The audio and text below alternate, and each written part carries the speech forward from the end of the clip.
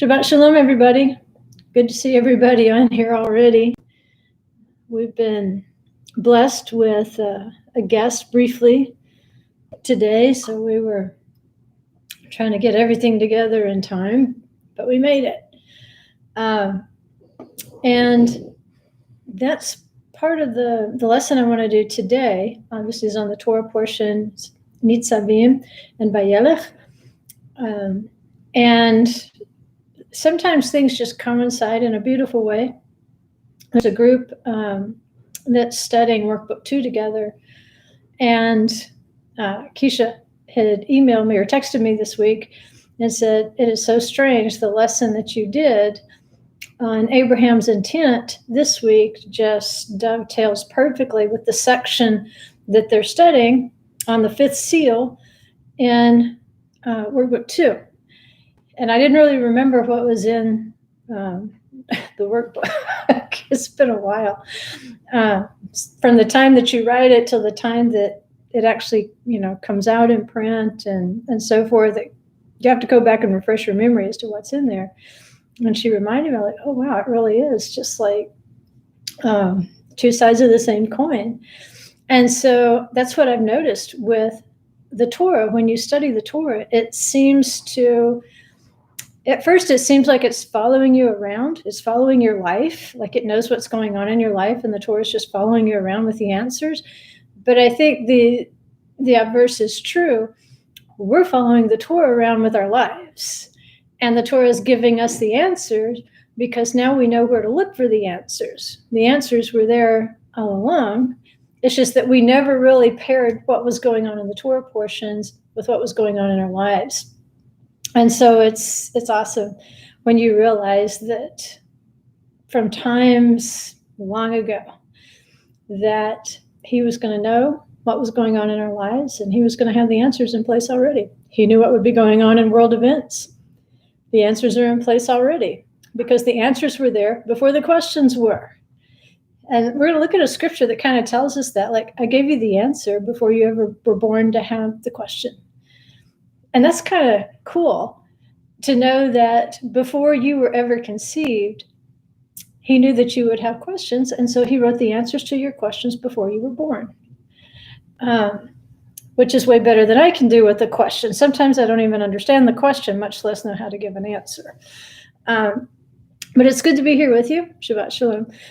I did want to give you some information about next weekend because, next weekend is the Feast of Trumpets. We'll be having a Friday evening service at 7:00, and Jimmy Gibson, one of the elders at our congregation, will be doing the service on Friday evening at 7:00. And then on Shabbat day, it will coincide with our normal time that you and I meet here. And so that service will begin at 4 p.m. on Shabbat. So depending on your time zone, it may be that the 7:00 is better for you, or the 4:00 is better for you, or maybe both are good for you. I'm not going to put a link in there. If you're subscribed to a newsletter, I'm going to be sending out a special newsletter probably tomorrow with revised schedules and so forth for the High Holy Days. But if you'll just go to this channel, to this YouTube, it's the Halisa Aylwine channel, I think is what it is. Like, I don't know if it's Creation Gospel or Halisa Aylwine, either one. Whichever one it is that you're normally here because you're here right now, go to this channel, whether it's 7:00 or at 4:00, and you won't need a special link to log in. And we'll have more information for you on the Yom Kippur service after that. We have not hammered out the service times for that, but we do at least have for Feast of Trumpets. And if you have your Maksur, you should be able to follow along with us. If not, you're going to have fun anyway, because there's a banner in our congregation that's in most synagogues, and it says, "Know before whom you stand." And in an age where there's not much respect for anything or anyone, it's good to stand together in a congregation and know before whom you're standing together, and to feel that awe for the King together, and to try to imagine, what it would be like if the King were literally standing right there. And then to know, well, he is. He's right there with us. And so that's just a little bit of information about next week. So people who might have missed this week, if they tune in at the same time, then they'll be tuning in. It's just that we'll be at our congregation. And you guys need to put on the prayer list our Wi-Fi. It's not been repaired yet out there. We had the disaster last week. It's not been repaired yet. So you need to pray for Windstream, that their technicians will be very intelligent and committed and motivated to get that repaired this week. Okay, so let's get started. I gave you the readings up there somewhere. There they are, because it's a double portion. It's Nitzavim and Vayelekh. And by the way, for next Shabbat, I'll be presenting a section probably out of the Song of Songs that we've started in the online classes, because it's chiastic to Passover, and I can show you more graphically how it's related to Passover chiastically. Normally we do the Akeda, and I think there's already 2 or 3 recordings on YouTube that I've done for the binding of Isaac.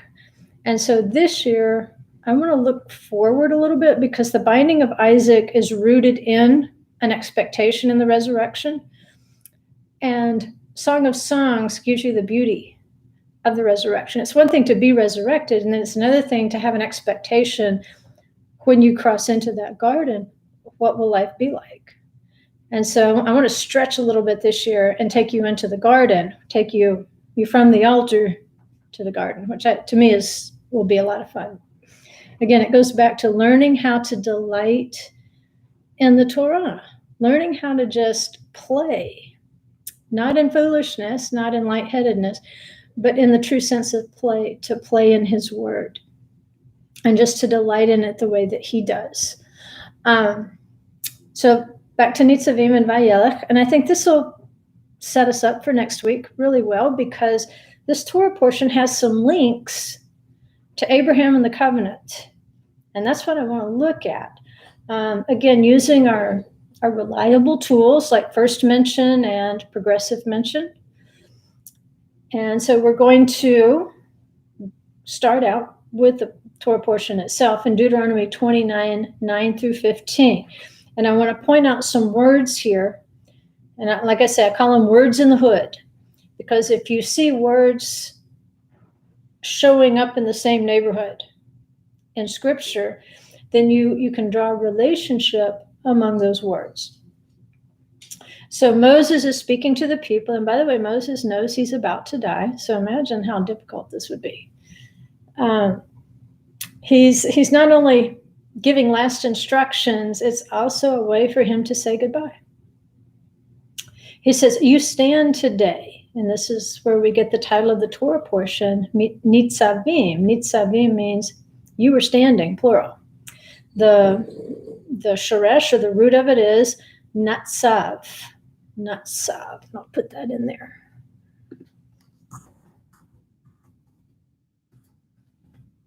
Natsav is going to be the shoresh. Nitzavim. And there's a title of the portion, which is going to be plural.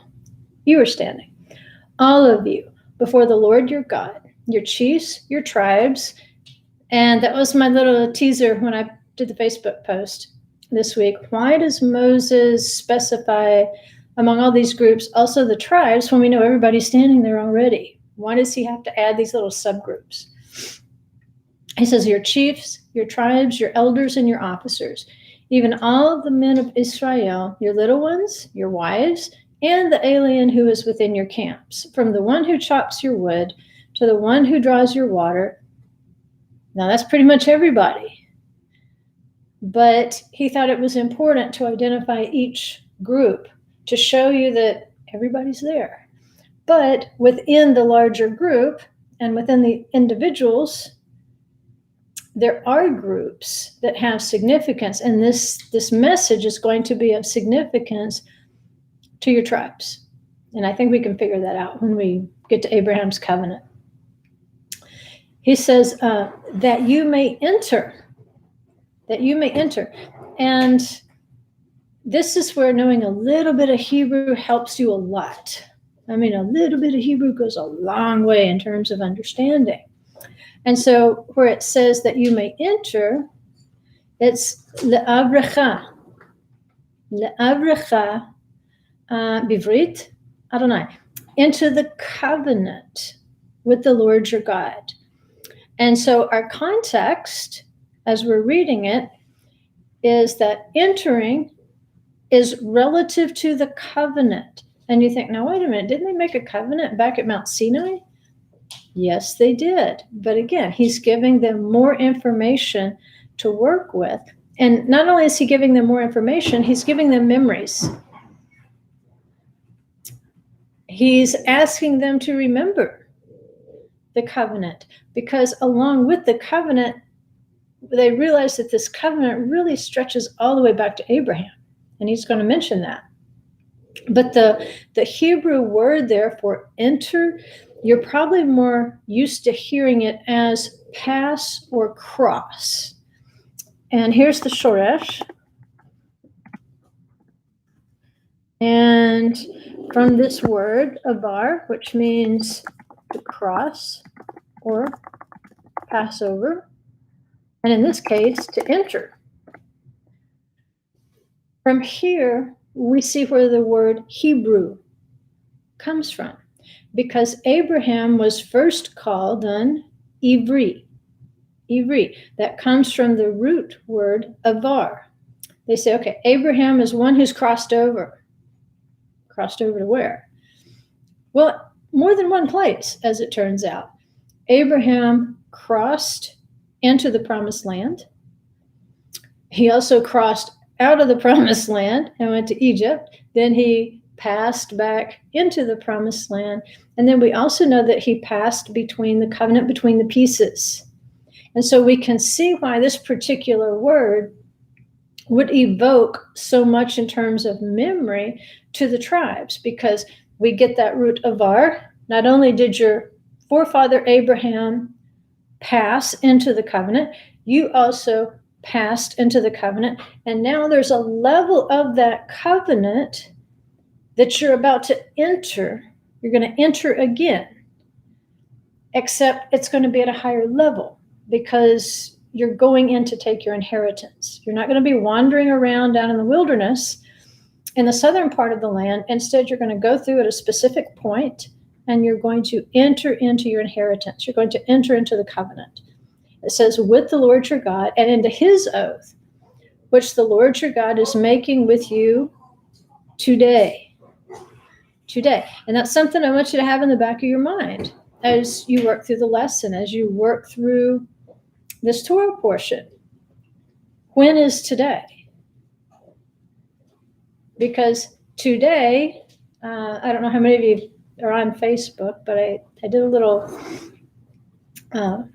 image. I don't know what you even call those things that you put on there with a little saying on them. But it was a little parable about what today means. And in a nutshell, today can be today, but today is also today if you listen to his voice. Because if you don't listen to his voice, it may not be today. So that's just, you're like, what are you talking about? Today has a deep meaning. So he says, that what the Lord your God is making with you today, in order that he may establish you today as his people, and that he may be your God, just as he spoke to you, and as he swore to your fathers, Abraham, Isaac, and Jacob. So now he's evoking the memories of Abraham, Isaac, and Jacob, how the promise of the covenant was passed down to them. He says, now, not with you alone am I making this covenant and this oath, but both with those who stand here with us today in the presence of the Lord our God, and with those who are not here with us today. So the repetition, you notice right off the bat, he keeps saying today, today, today, today. And the implication is, yes, you guys are standing here listening today. You're about to enter into a covenant today, but there are more people standing here today than just you who are physically standing before me. There are people who are not with us here today, he says, who are nevertheless standing here today. So there's more than one kind of today that he's talking about. There's literally the day that Moses is standing in, but there's also a spiritual principle of today. And so he's saying today you're doing something of significance, of spiritual significance, something that's higher than what we find in the physical realm. You're about to enter into a covenant. And he says there's also people who are not physically here with us today, but nevertheless they will enter in today. Because there will come a day when those who have yet to be born will hear of this covenant, who will desire to enter into this covenant with all its freedoms and obligations. And when they hear my voice, when they hear the voice of Moses, it's going to be today for them. So he's saying we were there even though we weren't there. And so today, if you have heard his voice, if you have heard the voice of Moses calling you into the covenant, and maybe you first heard it through Yeshua, maybe you first heard it through the red letters in the Bible. It doesn't matter how you heard the covenant. If you have chosen to enter into covenant with the Holy One, then it is now your today. And this is very similar to something Moses told them at Sinai. Those who are here and those who aren't here. It's just, how can they be both places? They can when we're talking about the spiritual essence of today and what that means. And so we want to go back and apply the rule of first mention to Nitzavim. And Nitzavim, remember, is Nitzav, standing. The first time we ever see someone standing in Scripture goes back to Abraham. And if you'll remember in the text, it's Genesis 18, 1 through 4. You want to take a look in the Bible, you can see it there. Genesis 18, 1 through 4. If you back up in the text a little bit in order to get the context of what Abraham is doing, he has just gone to another level of covenant. He's experienced the covenant between the pieces. But remember, he's fighting off the birds of prey and so forth, and then he falls into a deep sleep, which is figurative of death. And then it says a flaming torch and a smoking oven, or it might be the smoking oven and the flaming torch. Either way, the smoke and the torch, they pass between the pieces. And so this is telling us, just like Adonai is, as we go on and we study the text, he's going to say, I'm going to establish it. Abraham was asleep, actually, when the smoking torch and oven went between the pieces. And I think that is figurative of Messiah. But at any rate, he's had the covenant between the pieces, and now he has reached a level where he has been asked to circumcise himself. And so he circumcises himself and Ishmael. And so now he has been told to walk before me and be blameless, be perfect. Right? This is not something probably that he was capable of doing at the beginning of his walk. But he has been tested and tried. He has learned. And he has attained a level where now, Adonai says he will teach his children after him to do righteousness and justice. And so he says, now I want you to walk before me and be perfect. Now you're equipped. And so he physically performs a circumcision, and now he's in the pain of circumcision. So it's not a great day for Abraham physically. He's in physical pain at this point. Nevertheless, he is sitting at the entrance of his tent. It's called the opening. It doesn't even say the entrance. It's a different word. The opening, where it opens up. And that gives you the sense that Abraham has got a foot in two realms. He's got a foot in the natural realm where he's living in Mamre. Remember, he's settled here under the oaks of Mamre, near Hebron, which is a place of resurrection, by the way. And so he's sitting here at the tent door. So he looks, and it says he lifts his eyes. And that's what it says. It says, now the Lord appeared to him by the oaks. Notice that's plural. The oaks of Mamre, while he was sitting at the tent door in the heat of the day. So imagine how hot it would be. And Abraham is sitting at the tent door, pretty much waiting on people to pass by, because that's what he was legendary for, was his hospitality. That's what he's known for. And so rather than just curling up in his tent in his physical pain and bemoaning his physical pain and how hard it is to be a follower of Adonai with this circumcision thing and this perfect thing, instead, it says he lifts up his eyes, which means he looks into another realm. And he looks, he makes a conscious effort to look into that realm. Just like Moses, had he not turned aside to look at the burning bush and ask the question, what's going on here? He could have just kept going like, that's odd, and kept walking. And I wonder how many times we do that in a day. That he puts a burning bush right in our pathway, and we're like, that's strange, and we just keep driving or whatever. But Abraham was always set to give hospitality. And so he's sitting there at the opening of his tent, and it says, behold, 3 men, and remember, 3 is the number of resurrection. All through Scripture, 3 days and 3 nights in the belly of the fish. On the 3rd day, resurrection. So when he sees 3 men, which there's a class of angels called the Ishim, and they look very human. And so I think it was Paul or Peter who said sometimes we might even be entertaining angels unaware, and it's because they do look, this particular class of angels does look very human. One of them has some special qualities, though. That's the one that is fun to do some study on.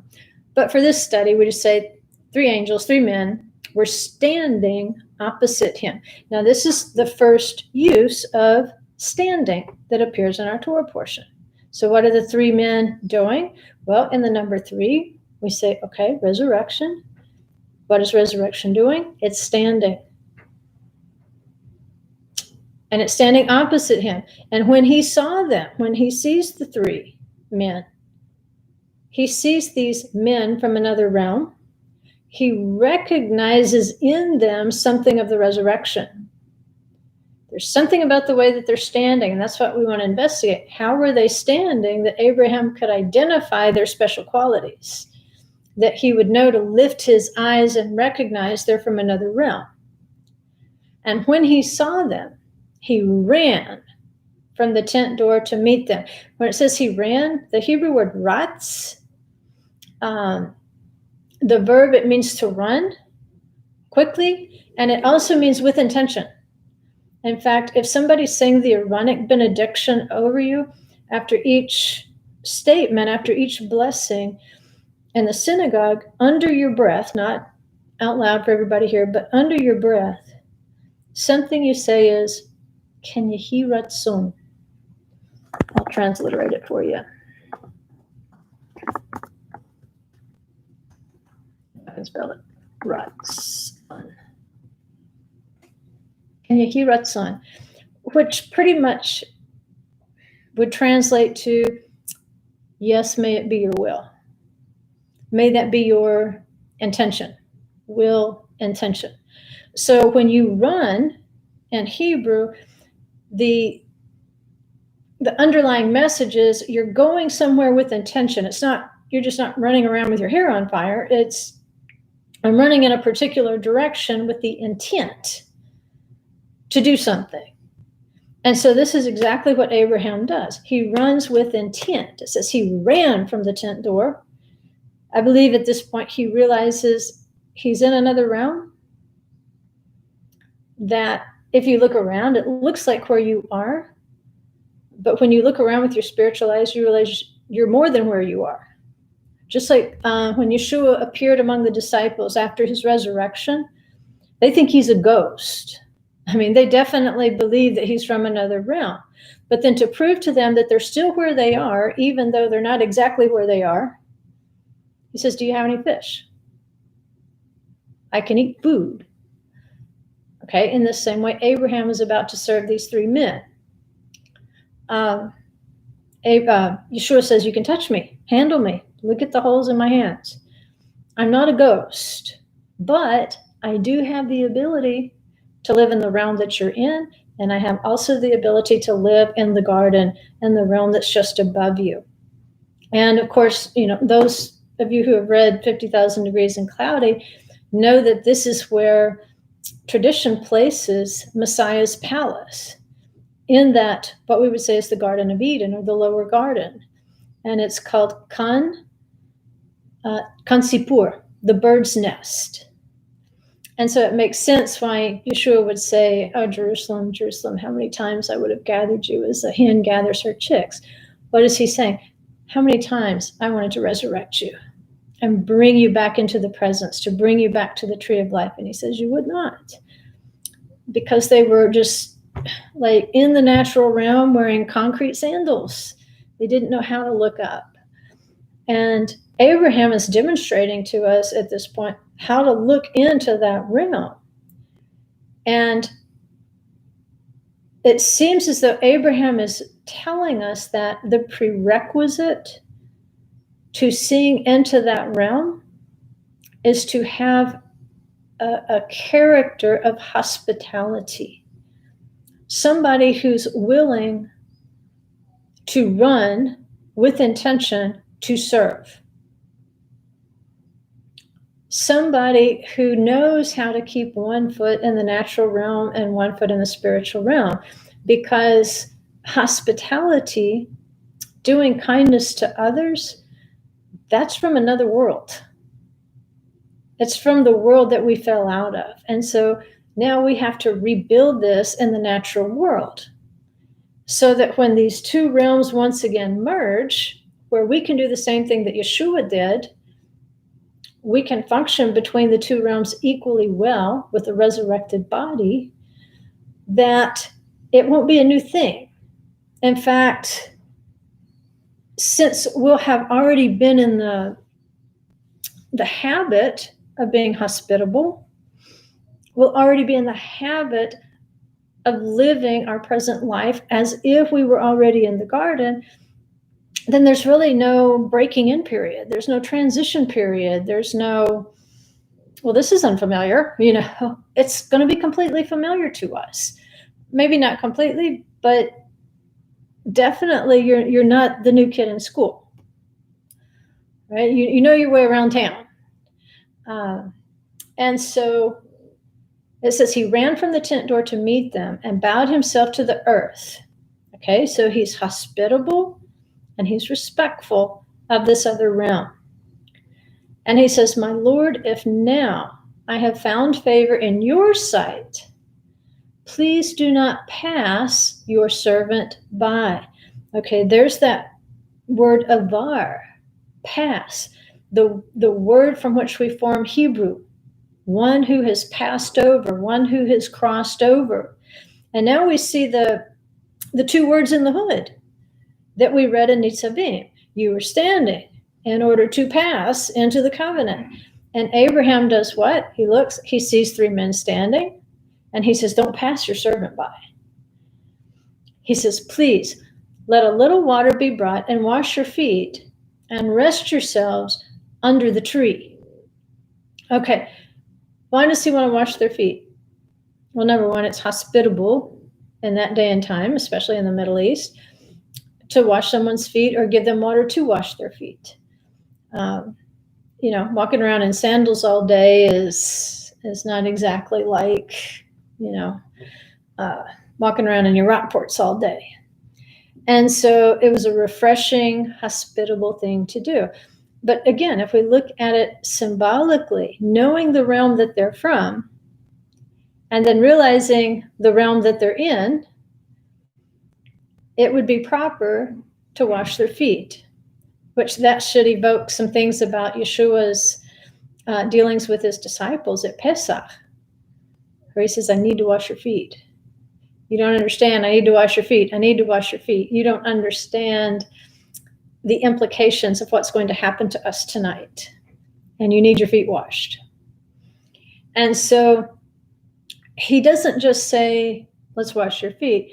He says, rest yourselves. And that's going to be a significant word. He doesn't say just have a seat. That's not what he says. He says, rest yourselves under the tree. And so the beginning up here, it says the oaks of Mamre. There's multiple trees at Mamre, at Hebron. But Abraham has a specific tree in mind. He says under the tree. He doesn't say under that tree. He doesn't say under this tree. He says under the tree. And if you pay attention, you know that this tree is important. Because we know that the tree is the tree of life.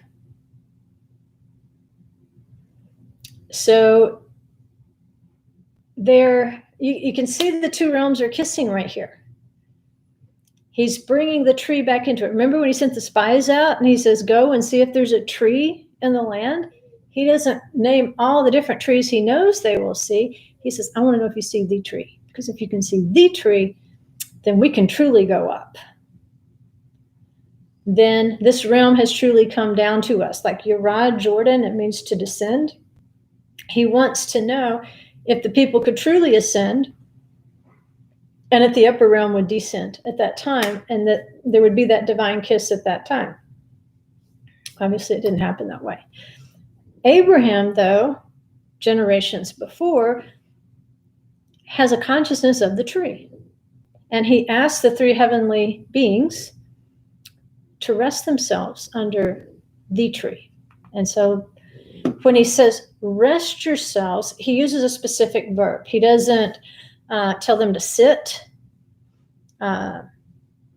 He tells them the verb there is sha'an, and it means to lean on for support.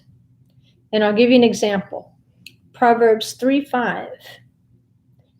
You look at Proverbs 3:5, it says, trust in the Lord with all your heart and do not lean on your own understanding.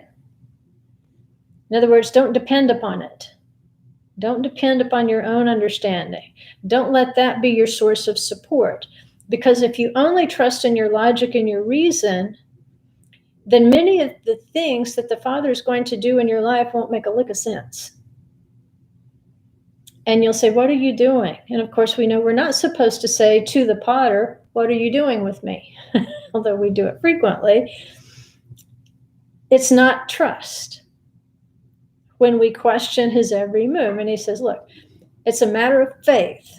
Trust in the Lord with all your heart and don't lean to your own understanding. Don't depend upon it because there's certain things that you won't understand. You'll simply have to trust him that he brought you this far. And he's capable of making you to stand and making you to cross over. And what seems like an impossible situation, you think, well, I fall so short so many times. How could he ever get me across the rivers into the garden? But it says he's able to make you stand. But this is the verb that he's using to the angels. So he's not just saying like, chill out for a little while. It's a faith expression that he's telling that he recognizes the realm that they're from, and he pretty much already knows that they lean on the tree.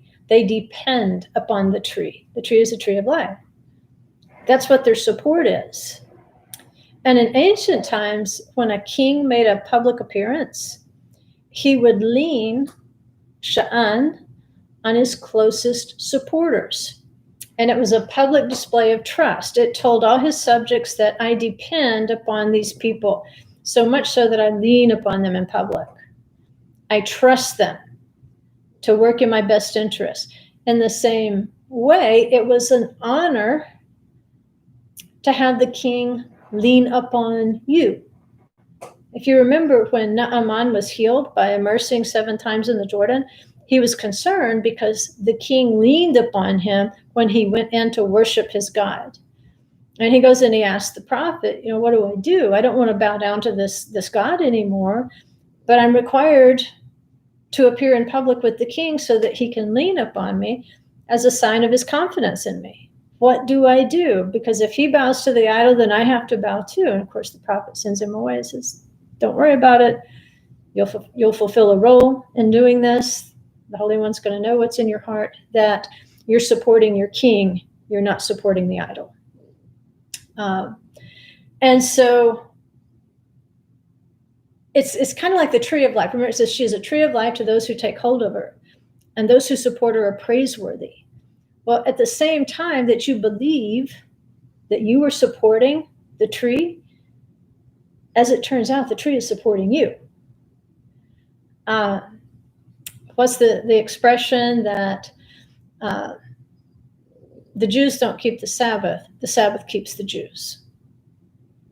And that's just it. We think we put forth so much effort to take hold of the tree of life. And what we don't understand is no matter how tight our grip is, it's actually the tree of life that's hanging on to us. With more force and more grip than we could ever expect to muster up. And so it's a relationship between you and the tree. You lean upon the tree. You lean upon the word. You lean upon the Torah. And so instead of inviting the visitors into the tent, he invites them to lean on the tree. Not under the oaks of Mamre, but to lean on the tree. And then later on, he stands and he serves them under the tree. And so the leaning is the equivalent of trusting or having faith in, because Abraham is famous for his faith. Okay? Abraham believed, he had faith, he trusted God, and it was imputed unto him for righteousness. Just believing was righteousness.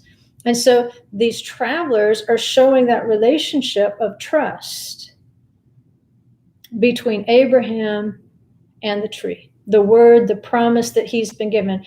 If Adonai gave me the promise, then he will establish the promise in me. I don't understand how he's going to do it.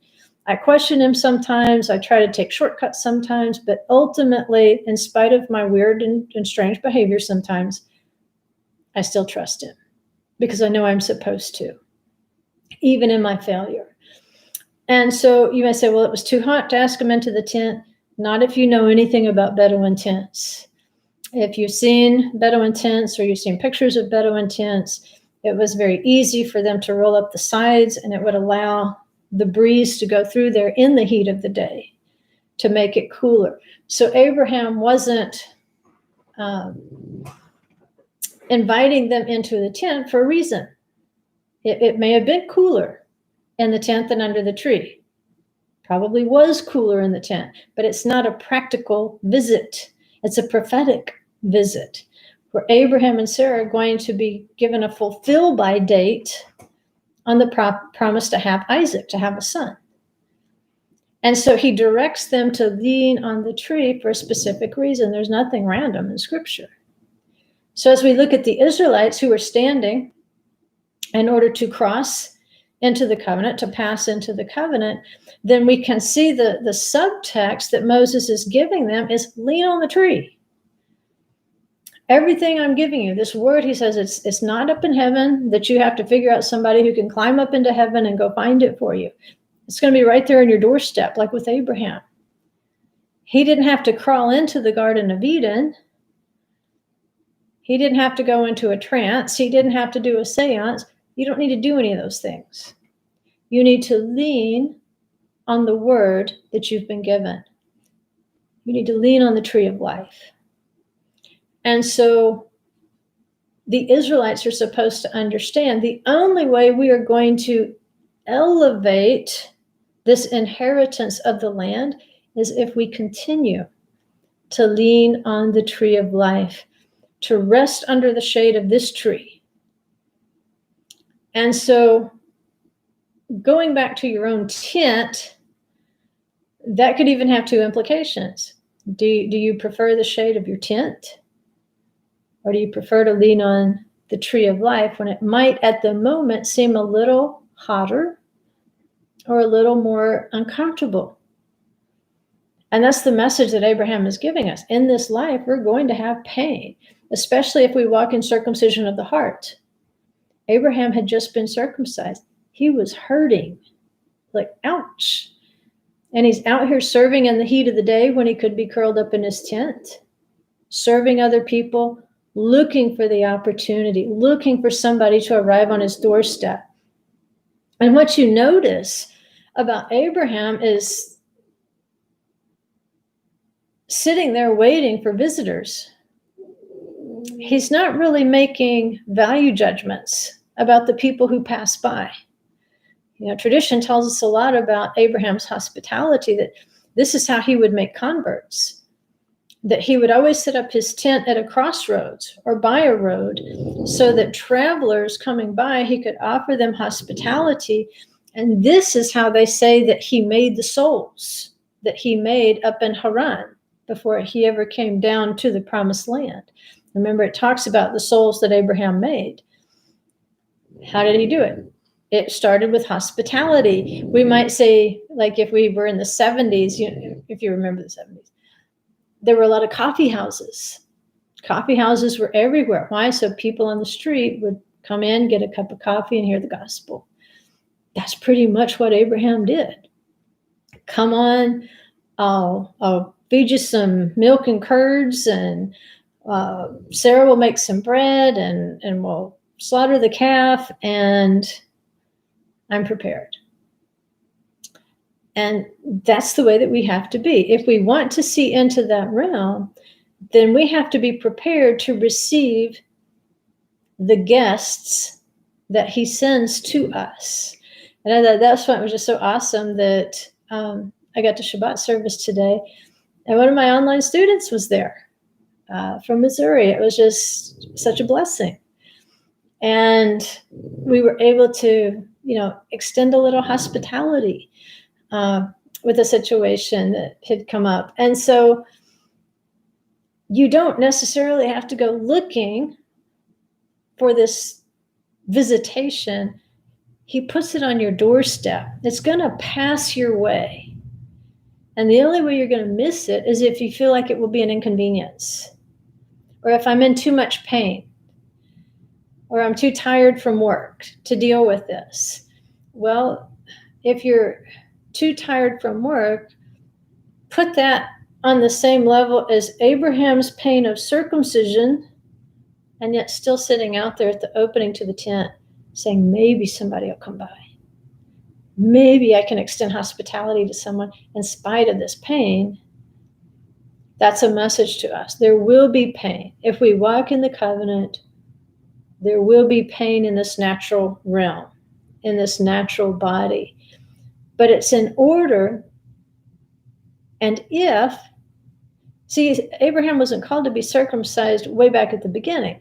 When he was finally called to be circumcised, it's because he was capable of walking in an instructed way. And so if we come into the covenant, what are we saying? Well, I've been circumcised in my heart. Well, you're telling people, well, now I'm capable. I've been instructed.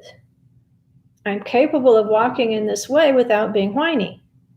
I'm capable of acting like a child of Abraham. Isn't that what they said in the Gospels? If you're the children of Abraham, do the works of Abraham. Be here to serve, not to be seen. And so covenant, if we look at the words in the hood, we have to stand. We have to position ourselves with intention, the same way that Abraham did. He positioned himself at the opening of that tent with intention. For all he knows, it's just some person that's going to walk by. He's not making value judgments. He's just going to serve whoever shows up. And you never know who's going to show up when you're willing to serve. And so he's just experienced this covenant between the pieces. It says, it came about when the sun had set that it was very dark. And behold, there appeared a smoking oven, that was it, smoking oven, and a flaming torch, which makes sense, which passed between these pieces. What did it do? Avar. See how it's a crossing over? And see, it's established by the Holy One because Abraham's asleep. How are we going to cross over? Through our own works? No, not if we're children of Abraham. Because even while we are asleep, sleep being figurative of death, that flaming torch is going to establish the covenant and establish the resurrection for us. And so that verb avar, to pass into or to cross into, is going to be linked with Nitzav, or standing in covenant. And Nitzav, it's like leaning on the tree. There's an intention there of faith and trust. Nitzav, to stand, it means to set or to put in place. And to do it with intention. It's not passive, so like I'm standing around just waiting on something to happen. No, I take a stand. That might be the better English expression, to take a stand for something. To put yourself in that position actively. Just like Abraham. I'm not going to set my tent up where I don't see anybody pass by.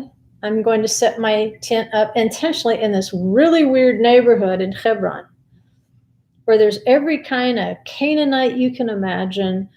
There's giants, there's all sorts of stuff. Like I say, it had to have been like the bar in Star Wars, just crazy people all around him. But what does he do? With intention, he places himself right there. Not only because that was thought to be an entrance back to the garden as a sign of resurrection, but these are people he wants to minister to. And you see that, there's a relationship with those people. And so he has this ability to see opportunity to do good because he positions himself on purpose in places. Most of us are so worn out by the world, we intentionally position ourselves in places where people won't notice us or stop and bother us. But with being a child of Abraham, we have a journey to walk. We have a place to stand, and we have a place to lean. And that's just it. When you feel like you're too tired, I've been through so much this week, I can't take another foolish person. I can't take another foolish thing in my life this week. I don't need it. I don't want it. Then think of Abraham. What do you do when you can't take anymore? What do you do when you're feeling the pain of the circumcision of your heart? Of wanting to be obedient and wanting to do good. Then in those moments, you have to lean on the tree. You have to place yourself with intention and lean on the tree. And so how the Israelites are standing is telling us not that they're just all standing there listening to Moses. Oh, here he goes again. The man of a million words. No, they have placed themselves with intention to pass into the covenant. They have placed themselves with intention to cross into the covenant. And the way that they're going to do that, we take back to this original mention with Abraham, and we realize that now that the Israelites are standing, they have actively placed themselves in that position. Now they will be passing through the covenant again on purpose with intention. And the only way they're going to be able to do that is to trust and to lean on the tree of life. And that's what they would do in ancient times. They would make barriers, just like the covenant between the pieces, where the animals were halved and laid over, and then you had to cross between them. Barriers would be on either side, and then the parties would pass between the two barriers, and that's how you would cut the covenant, because there was no place to go on either side. You only went forward or you went back. You can even see that covenant as they're coming through the Reed Sea, that the barriers are being piled up on either side. You see that going into the Jordan. What's going to happen? The waters are going to pile up, and they're going to pass between the pieces of the river. It's with intention that they have placed themselves. And that's what establishing covenant is about. Abraham was told right before this, walk before me and be blameless. Be blameless. Be perfect. Now, was he literally perfect? Probably not. But knowing enough about the covenant to walk in that covenant with intention, and when you do stumble in the covenant, to know how to repent, to know how to return. And by the way, Nitzavim holds the formula for repentance. I don't know if you know that.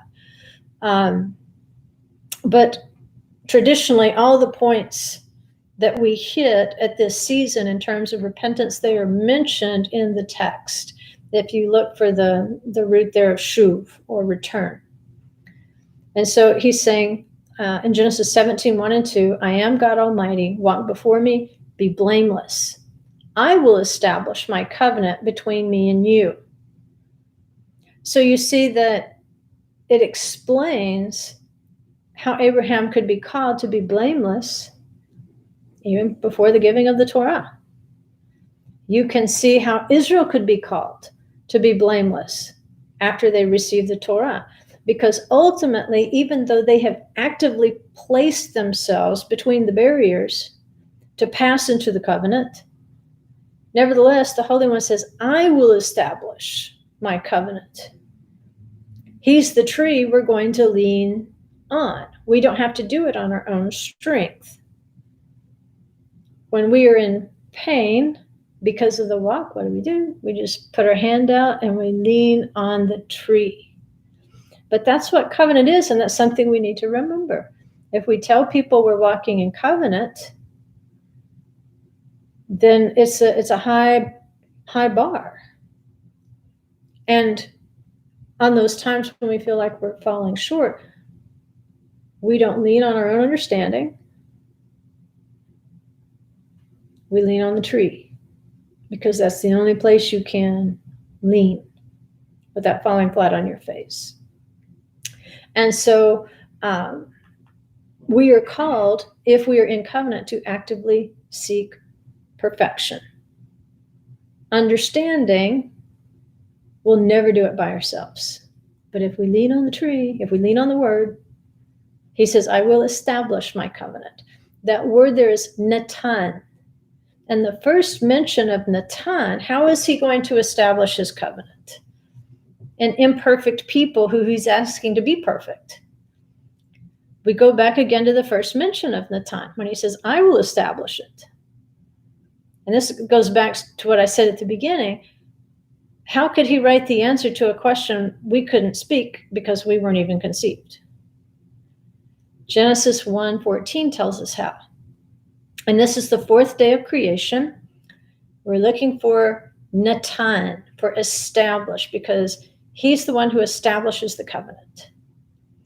Then God said, let there be lights in the expanse of the heavens to separate the day from the night, and let them be for signs and for seasons. That word there is moedim. In English, we would say the feasts, and for days and years. And let them be for lights in the expanse of the heavens to give light on the earth.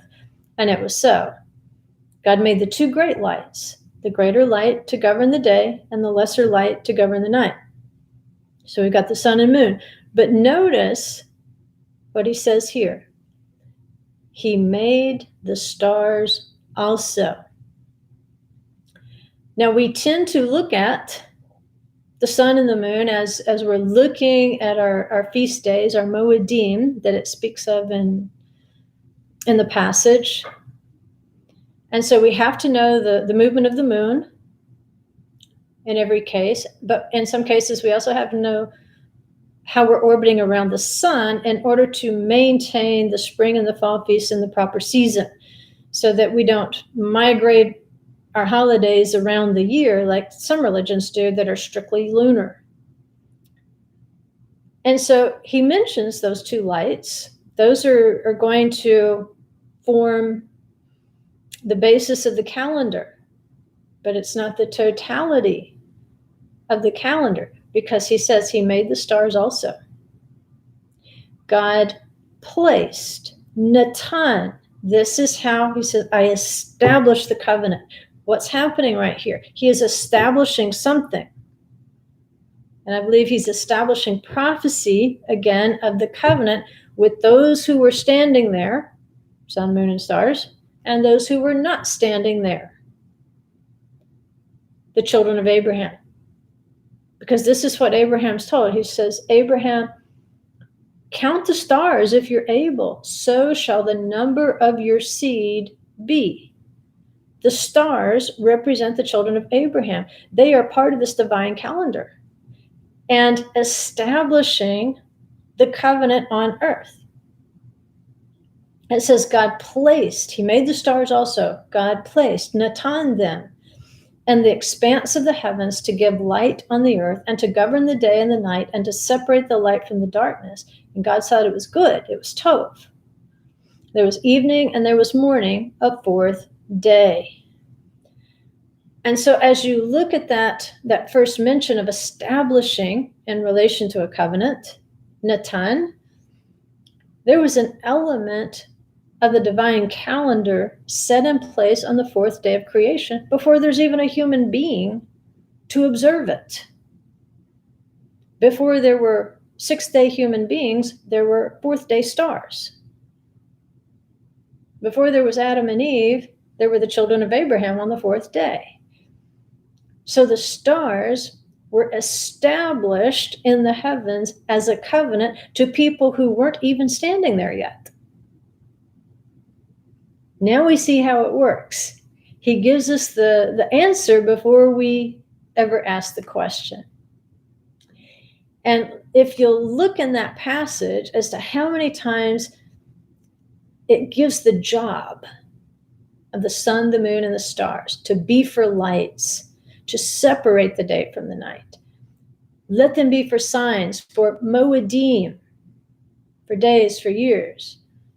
Give light, not take light, give light on the earth. Time after time, he talks about separating light from darkness and uses the light to show the nature of the sun, the moon, and the stars. And so Isaiah 42:6 is going to help us understand what was intended on the fourth day of creation with the establishing of the covenant. Remember, I will establish. In the English there it says, he placed. They placed them, Natan, he established them in the heavens. Now here's what Isaiah tells us. I am the Lord, I have called you in righteousness. It's not impossible. I will also hold you by the hand and watch over you. And I will appoint Natan, you as a covenant to the people, as a light to the nations, to open blind eyes, to bring out prisoners from the dungeon and those who dwell in darkness from the prison. All right, so we have right here, Isaiah just plainly comes out and says it. I will Natan you as a covenant. That's what Moses is talking about.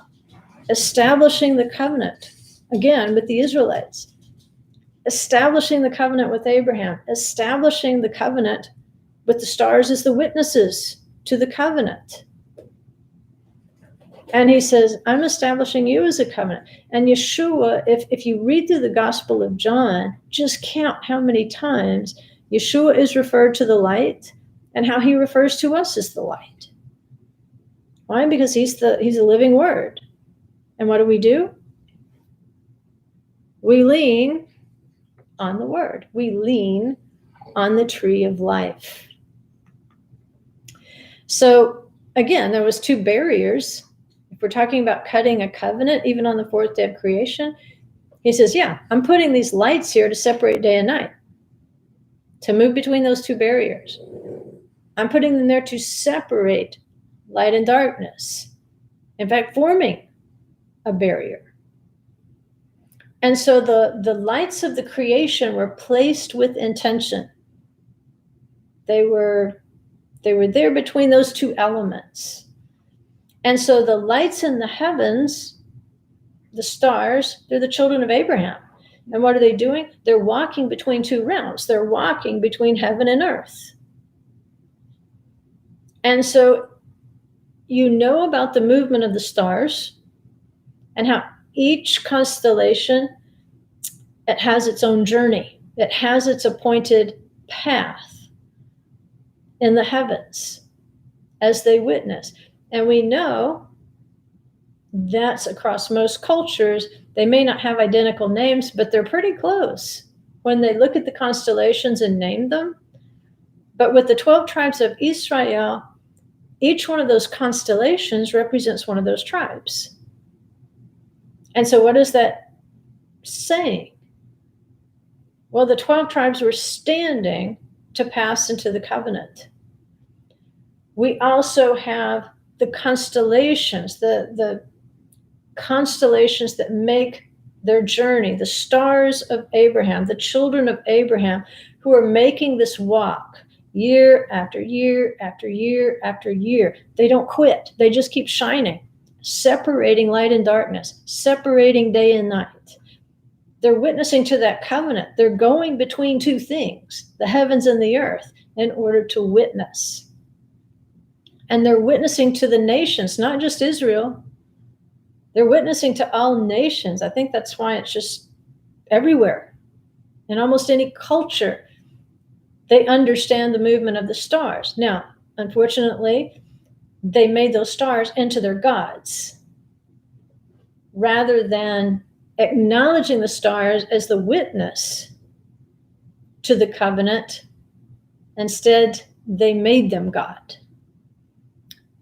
The stars were created to witness to the one who made them. And that's our job, to witness to the one who made us. And so Isaiah goes on in verse 8, he says, I am the Lord, that is my name. And that's Yod-Heh-Vav-Heh. I will not give my glory to another, nor my praise to graven images. Behold, the former things have come to pass. In other words, like I showed you back at the creation, I put the witness of Abraham's children up in the heavens at the creation to establish my covenant with them. And then I wanted to establish them as a covenant to the nations, to proclaim my name among the nations, so they would quit worshiping the stars as God and start worshiping me as the creator of those stars. He says, the former things have come to pass. Now I declare new things. Before they spring forth, I proclaim them to you. And that's exactly what we see. The gospel, the covenant, it was proclaimed in the stars before there was ever a human being formed on this earth. Before they sprang forth, he proclaimed the covenant that we're supposed to walk in and be blameless. And each of those tribes represents a month of the earth's journey. Those stars were placed with intention long ago. And therefore Israel was placed with intention long ago to be witnesses to the covenant. And one of the things that we do is that we become a sign of the Moedim. And so now, like our father Abraham, we have to place ourselves with intention between heaven and earth to be the lights of the covenant and to break this power of darkness over the nations. And so now the Israelites, they're circumcised. They're standing on the other side of the Jordan. They're standing with intention. They're about to pass through the Jordan. And once they pass in to the land, they're going to have to hold up their side of the covenant relationship in their father Abraham's faith. And they've been seeing previews of it. Like I said, going between the Reed Sea. What were they doing? The Hebrew word there is Yetzav. When they stood at the Reed Sea and they had to go between the two barriers like a covenant. Gesenius says Yetzav is the same as Natsav.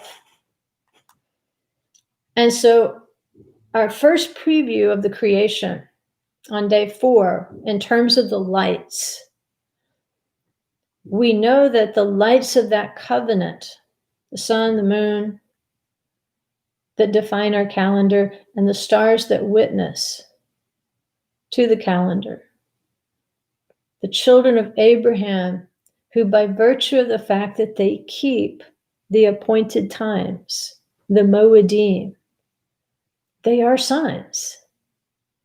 You're a sign. If you're keeping Shabbat, if you are keeping the Feast of Trumpets, if you are keeping Yom Kippur, if you are keeping Pesach, if you are keeping Sukkot, you're a sign that Abraham's little wandering children are back on track. Now they are standing, and see, our next Torah portion goes from standing, it goes to Vayelekh, and walked, and went. So what is he doing? He says, okay, children of Abraham, I've called you.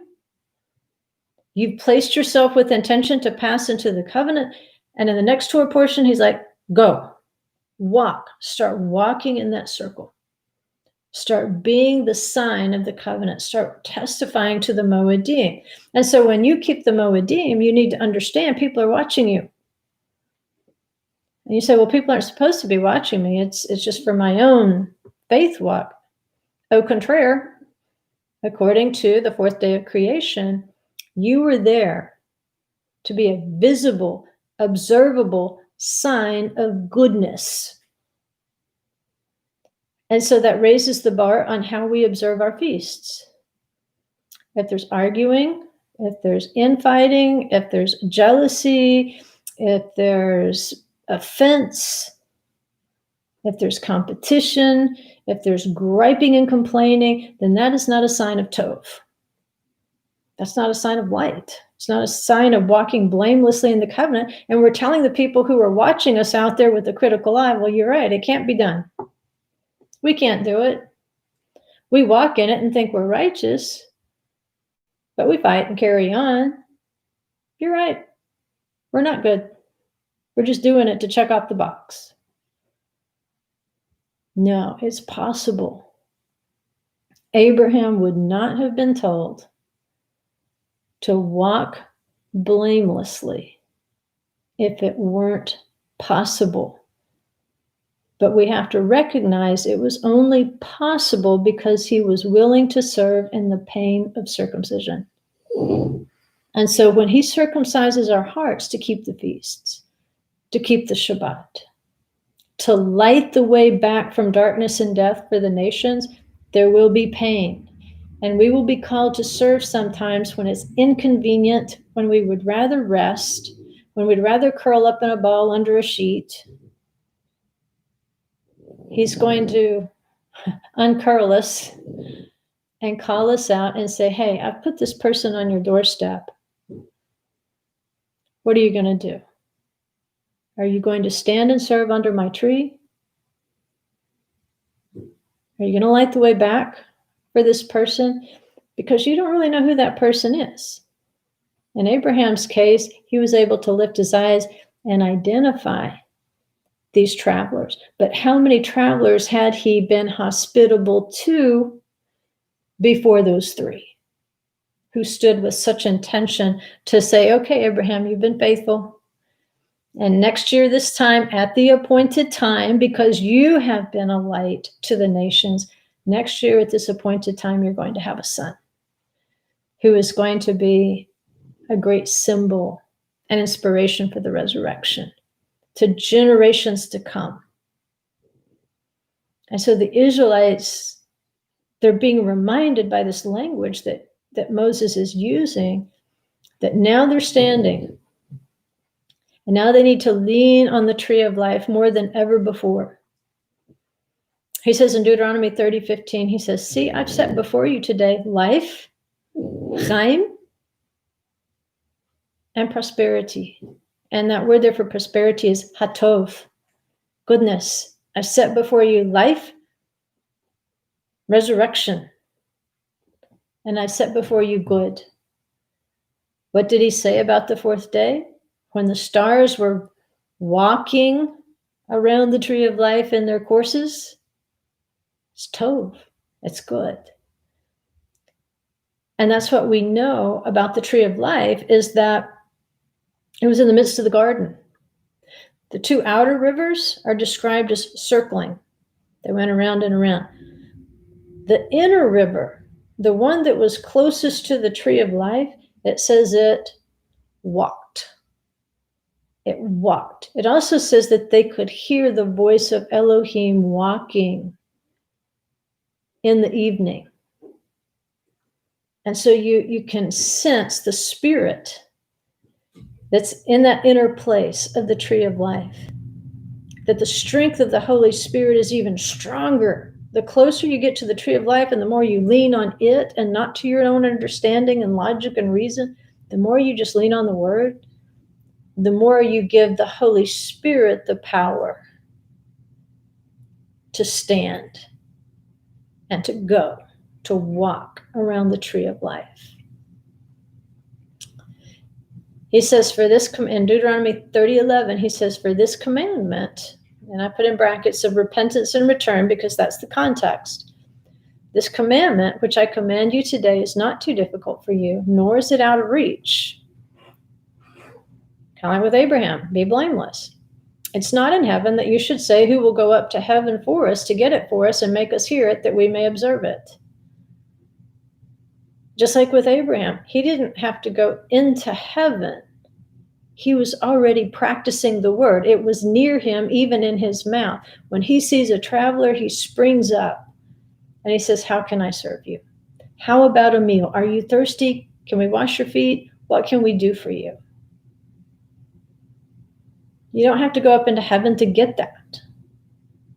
It's in you. If the covenant is in you, you don't have to send anybody on a journey to go find it. It's going to come to your doorstep.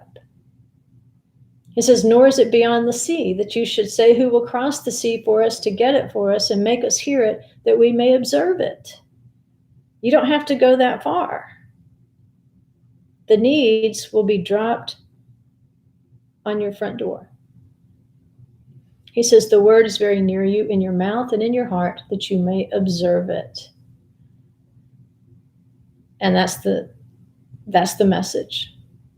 How can I ever presume to pass into the covenant? How can I ever presume to pass in to the promised land? How can I ever presume to pass in to the Garden of Eden? Yeshua is the living word. If we put our faith in him, if we put our faith in the word, if we lean on that, then that is exactly how we stand, how we cross over, and how we will walk around the tree of life, how we will be able to hear the voice of Elohim walking in the garden. And that's exactly what he says. The word's very near you. It's in your mouth and in your heart that you may observe it. But see, you have to hear it, because that's going to be the portion coming after. Vayelekh ha'azinu, give ear. Why couldn't Adam and Eve hear Elohim? Because they quit leaning on the tree of life.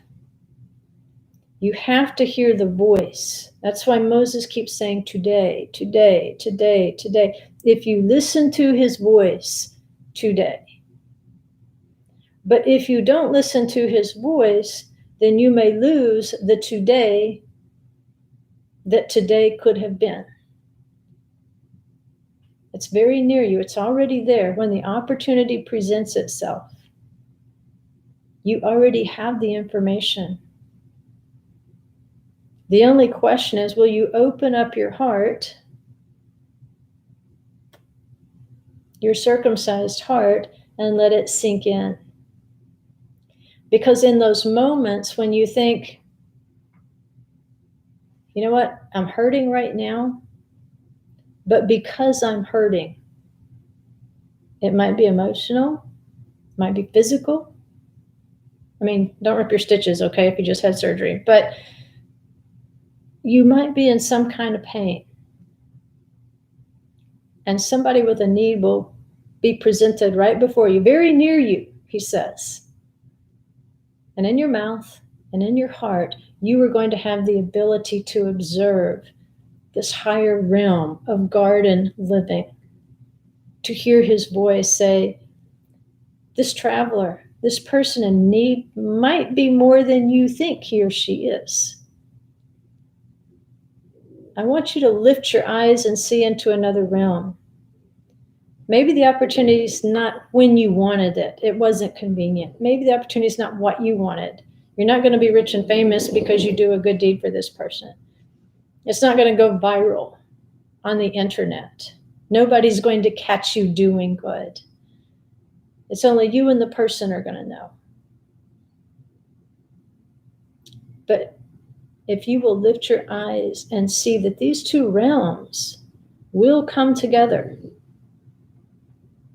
there is going to be a Jerusalem that descends and marries the lower realm. We read some of that language today in the prophets, where it talks about being married. But the way that those two realms merge, the only way those two realms can merge, is if you lean on the tree of life. And it's a challenge. How are we going to sit at the openings to our tents? Are we going to look for opportunities to be hospitable? And sometimes you may not have a lot of money to give away, but maybe it's not about the money. Maybe it's just you can spare a kind word to someone when you would rather be alone.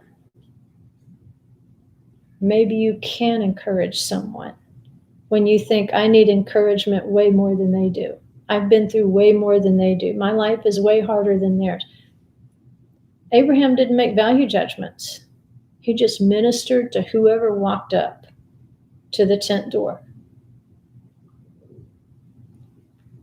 So see the potential in a person who approaches you, who stands with intention. See, the angels, the messengers, the angels were standing with intention. They were about to intervene in Abraham's situation.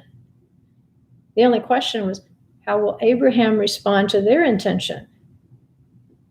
Well, he's sitting there with intention himself, and then he sees the opportunity and he runs in there with intention in order to serve.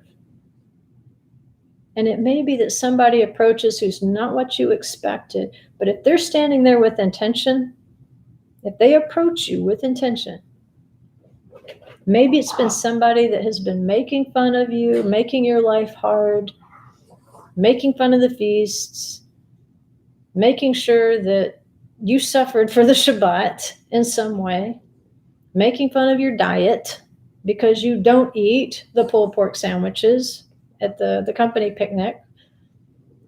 Whoever this person is that may have been up to this point making your life miserable, but you might see an opening. Because, this is the time of year, it says, when all the nations pass under the shepherd's staff. They're being counted. The nations can feel the pressure at this point. They may not understand why. And it may be that you see a softening and somebody comes to your desk, or they stand behind you, on the work line and say, now tell me again, what is it you can eat and you can't eat? Or they'll say, explain to me again about this this Sukkot thing, this camping thing you do. What's this backyard camping thing you're doing? I don't understand it. Take it. Just take it. It's an opportunity. There may only be a tiny opening for a ray of light, but that's all you need. That's all you need. Don't wear your heart out on your sleeve. Think, well, everybody's just making fun of me because of my holidays and the way I eat and the covenant I keep. Stop that. Walk and be blameless. Embrace the pain that's going to go with it, and understand at the very same time when you're feeling pain, that's probably when the opportunity is going to pass in front of you. And we don't want that opportunity to pass us by, because the opportunity comes today. It goes back to what is today. Here's what I posted on Facebook if you didn't see it, and it's a midrash based on Psalm 95:7. It says, a respected sage met the Messiah in the Garden of Eden and asked him, when will the master come? In other words, when are you going to come? Today, replied Mashiach. Later, the sage complained to Elijah that Mashiach had deceived him. Oh no, explained Elijah. You did not understand him. He meant today, if you hearken to his voice. If you hearken to his voice, then it is today. And so every day we have an opportunity for it to be today, to take the opportunities he gives us to listen to his voice, to be the stars, to walk in that journey of the Moedim with intention to be a light for good. And sometimes, I know it's hard. Sometimes, like, I'm just learning. I don't even know everything. I'm just scrambling around trying to figure out what I'm supposed to be doing at what time. I don't even know how to read a Hebrew calendar. And I always add, yet, because you are learning. But it's okay. If you can show the people the goodness of it.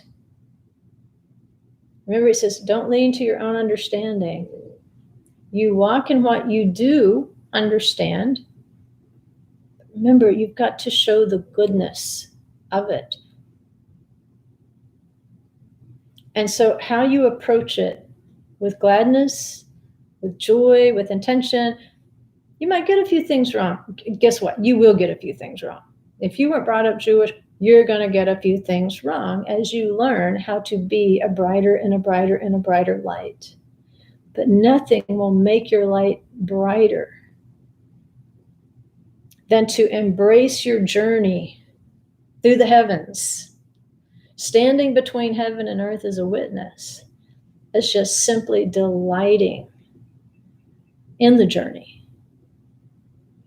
Because see, if you get there first, what you'll find out is you just get to go around again. There's no point in getting there first.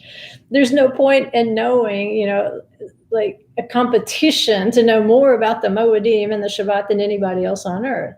There's no point to that. What's the point in getting there first if it's not going to be light? If you're not going to be able to apply the things that you're learning with joy.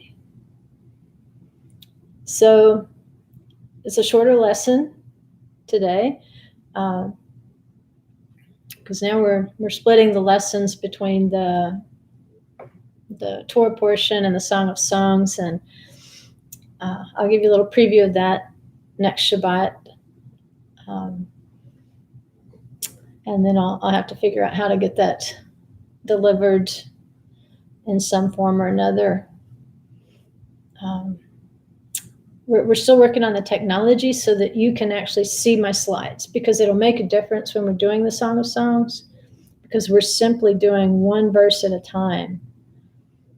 And it's a study where I think you'll want to take notes, not just listen.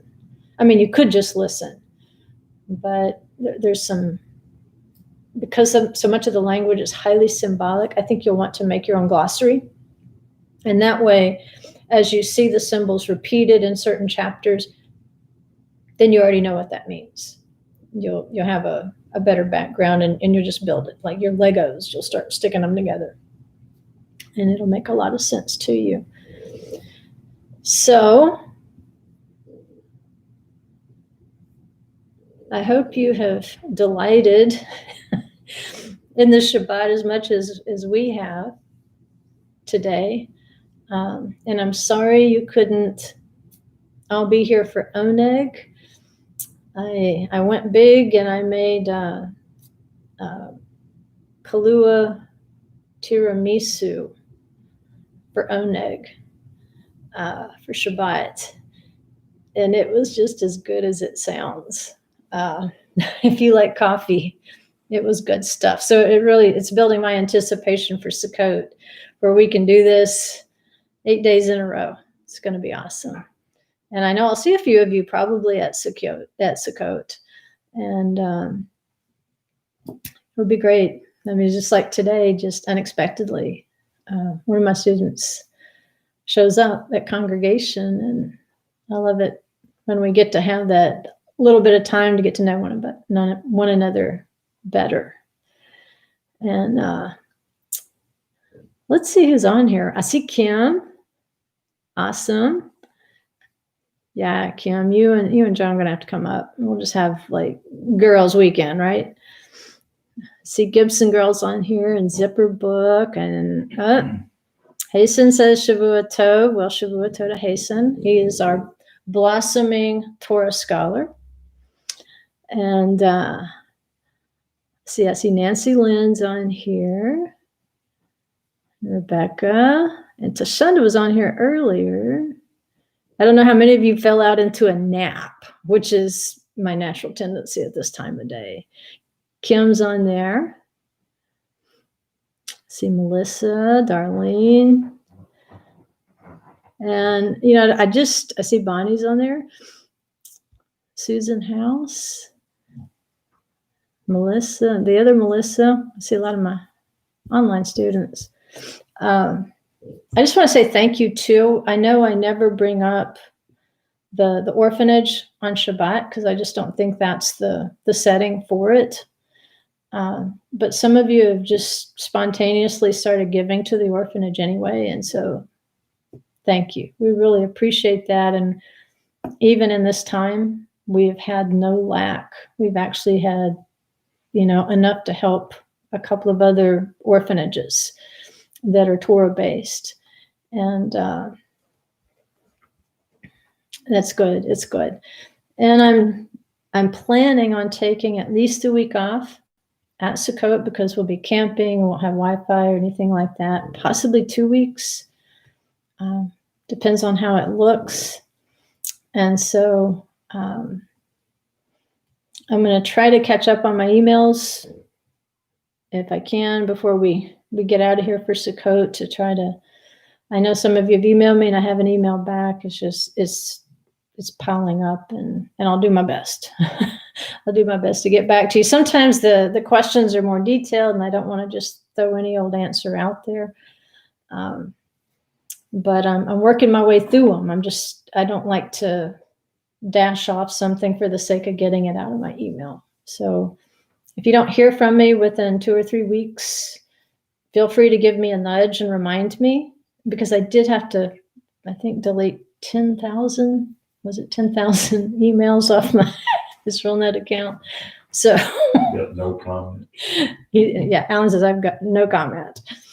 So it's entirely possible that we deleted some that we shouldn't have. But I do enjoy hearing from you, especially the good reports. When Tov is going on in your life, when you lean on the tree of life, I love to hear those stories. And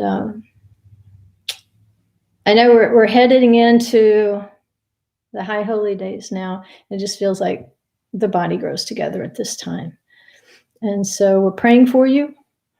I hope you'll keep us in your prayers and bring We're not as young as we used to be. If you've looked at some of those old IsraelNet.tv videos on YouTube, they're pretty funny looking back. But yeah, we do need your prayers. And so you guys have a wonderful, wonderful rest of the Shabbat. And B'ezrat Hashem, we get the Wi-Fi fixed at the congregation. And we'll see you at 4 p.m. next Shabbat. And you're going to get to hear Jimmy blow the shofar. And that is always a treat. Seriously, he is the best shofar blower I've ever heard. And so the King is coming. And we will be changed, whether it's the resurrection day or simply a resurrection day, in a moment, in the twinkling of an eye.